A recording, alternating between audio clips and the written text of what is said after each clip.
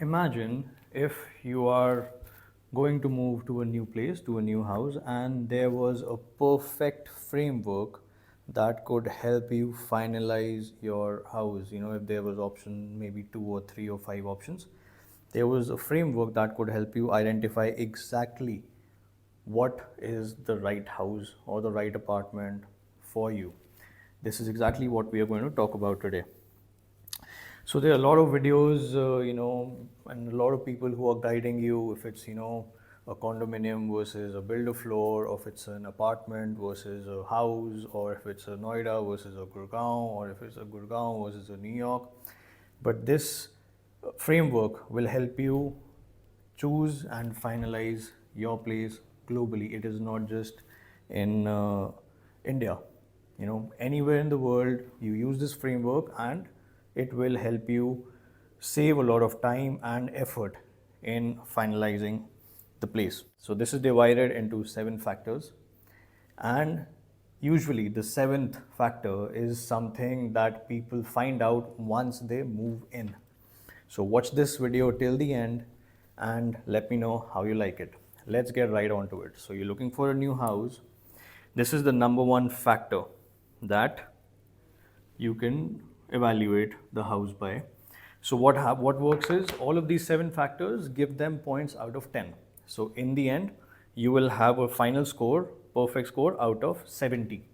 So whatever has the highest score is clearly the winner here. So let's start with the first factor. The first factor here is livability. What do I mean by livability? Livability is ideally, for example, the number of bedrooms you require. Do you require a study in case of a work from home kind of a setup? What are the room sizes that you're looking at? Is all your furniture going to move in? Is the space enough? Is this, maybe you have kids, who are in high school right now. So do they have a study area or a study room? Maybe you like to entertain guests. So does it have ample space to, you know, invite the guests and entertain the guests? Maybe you enjoy watching television and games. So, is there enough space to put like a big television, or is there a dedicated room, which in some places is called, like the den, and so on and so forth. Maybe, you enjoy your cold showers, or maybe you enjoy your ice baths. So, is there a bathtub in that case? So, these are the factors that will help you calculate the score of livability. Other factors that can also be added, is the kind of white goods the kitchen has already, and the kind of area we have for the house help or the house staff. How many rooms are there for the house staff? Does it accommodate all of your house staff? I mean, I have had cases where, consulted people where they were having a house staff of 4 and they had only one room available with the place that they were getting. So these all factors, if you get a taste of it, these are all the factors that end up giving in the livability score. I hope you get a taste of it. The second factor here is the security. Now, the security is very personal to each. Now, for example, if you are in a typical bungalow, in a bungalow setup, the security would be something like, you have to hire your own guard, pay them, if you're in India, North India, ideally around 20,000 rupees for one shift. And there are these security companies as well. Maybe you go to a condominium or an apartment, and every apartment has different levels of the security system. The biggest apartments, on golf links in Gurgaon has a different level of security, a different training of that security personnel.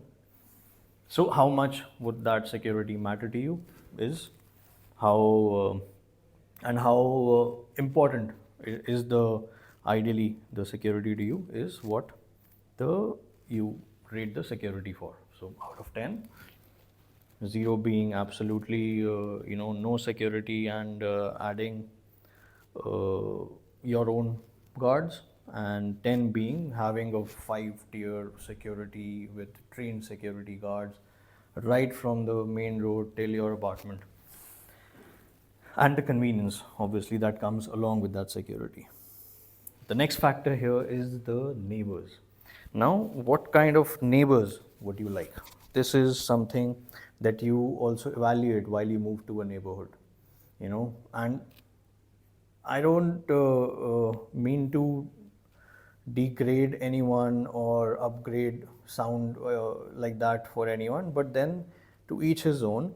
There are certain people who enjoy neighbors who like to make noise and have a good party, and every now and then there are certain people who like their own calm and peace.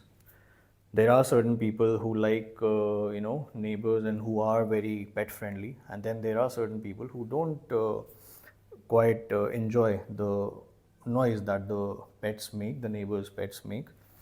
So it's good to always evaluate that who's staying around you, and what kind of neighbors there are. There are also people who would like a certain age group of neighbors, same age के अगर हों आसपास, that would attract them to that particular property versus you know not being the same age. So that's the ideal neighborhood, the kind of gentry you are staying in, and you give that also a score from 0 to 10.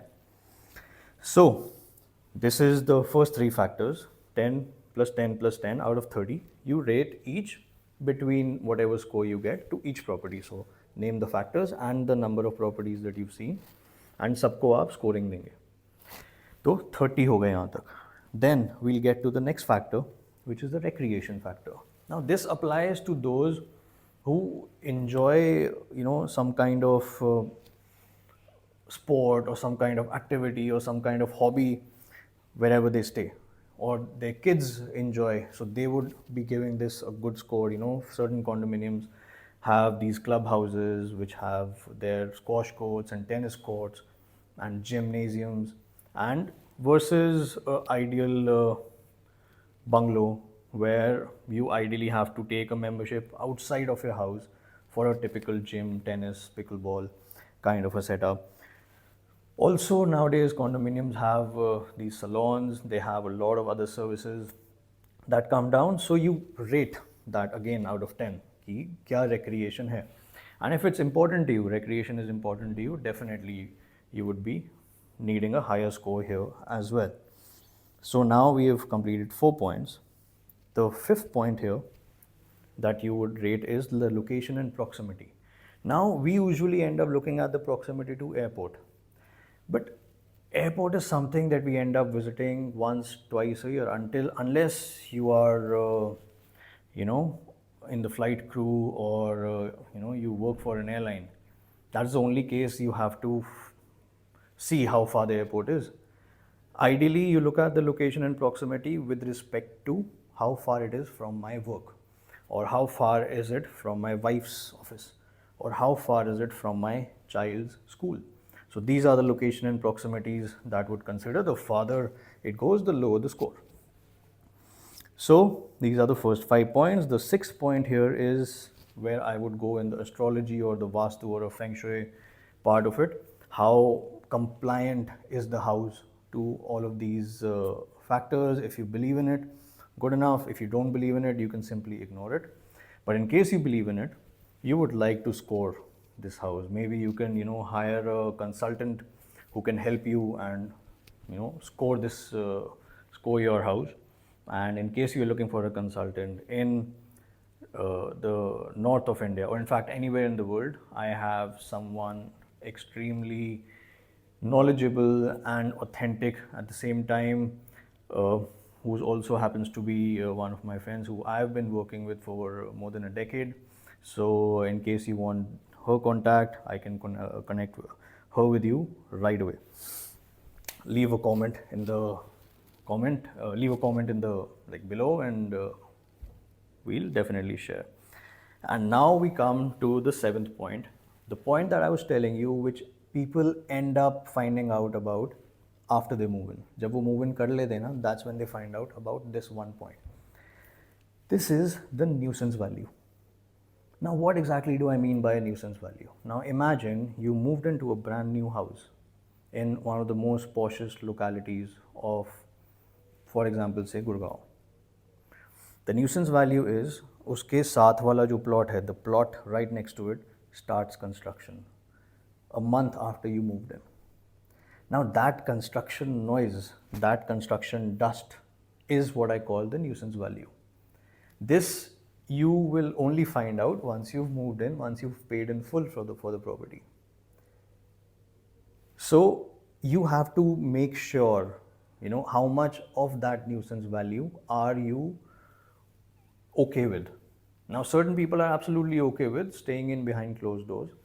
Certain people are in the space of कि यार मेरे को maybe I am allergic to dust, or maybe I have some I like my peace, so I don't want to hear the construction equipment go on all day.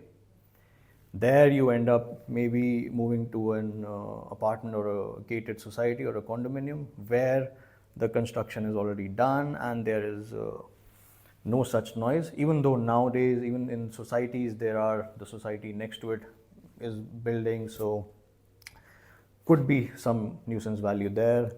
Another nuisance value here could be, coming from around the places. Maybe it's, near an airport, so that noise of planes landing and,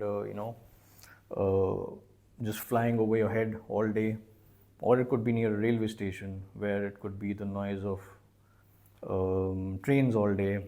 Or maybe it is on the main road where it could be the noise of vehicular movement, trucks and traffic all day, and other things that you would be ideally terming as nuisance. So these were this is the framework that if you follow correctly, and end of it you mark or score every point out of 10.